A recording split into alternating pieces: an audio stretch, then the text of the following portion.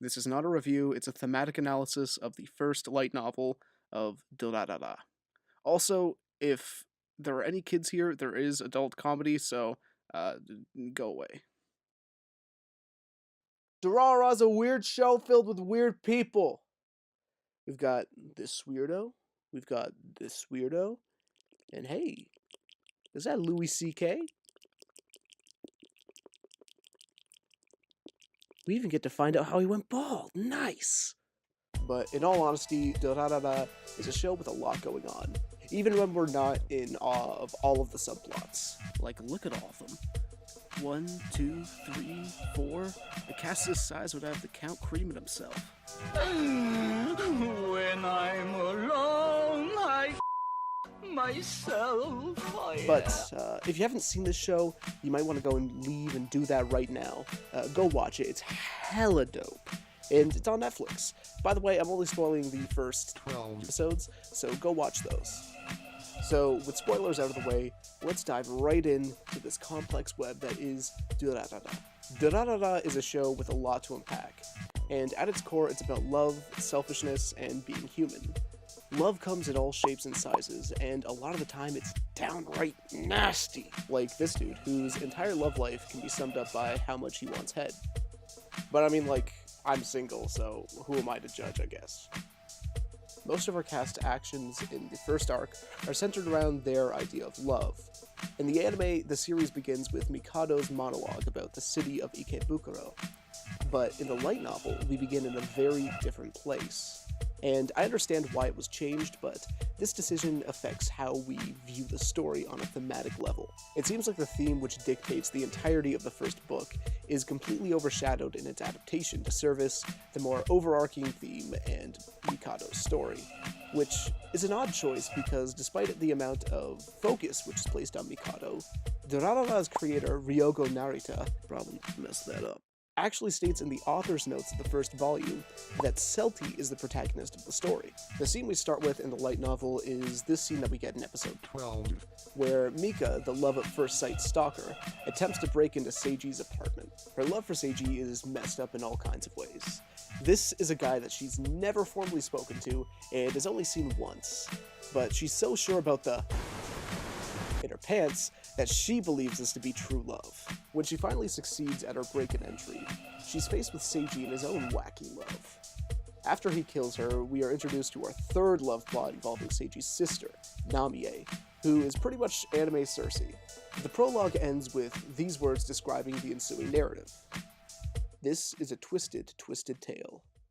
A twisted tale about twisted love.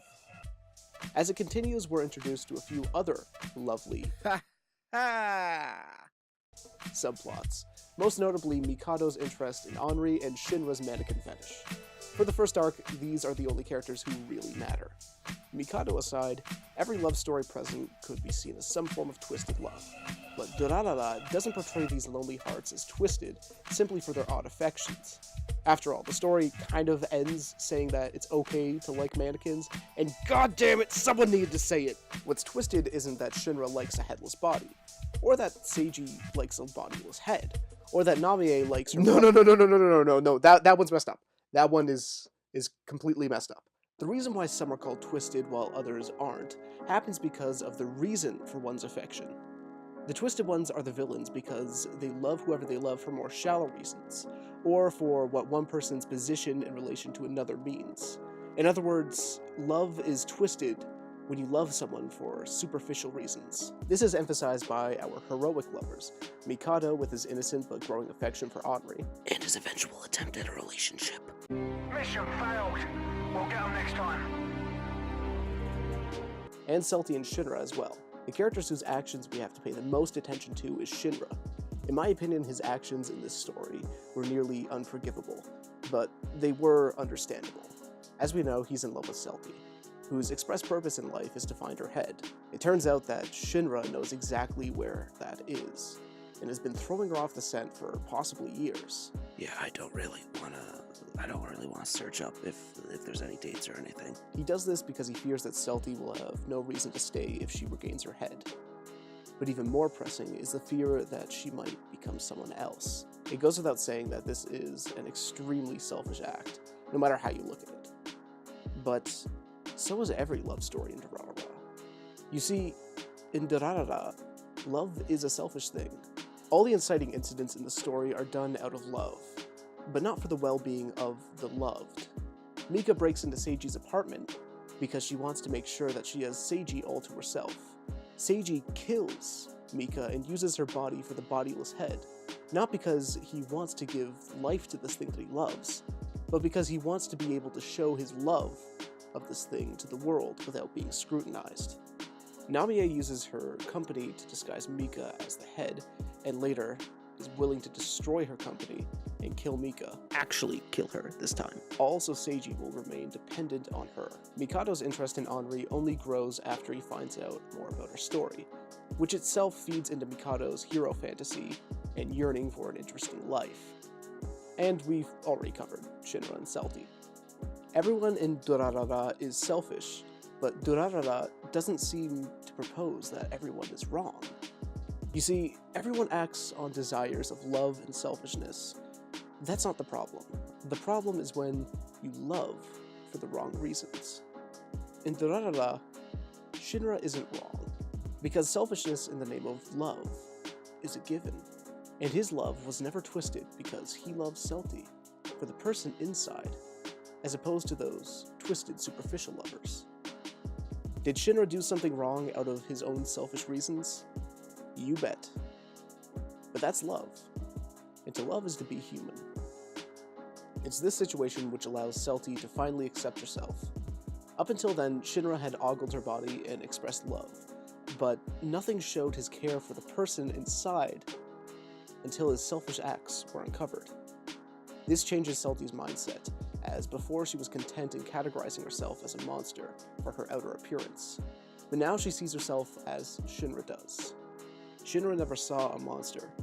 He saw a beautiful mind in a monster's shell.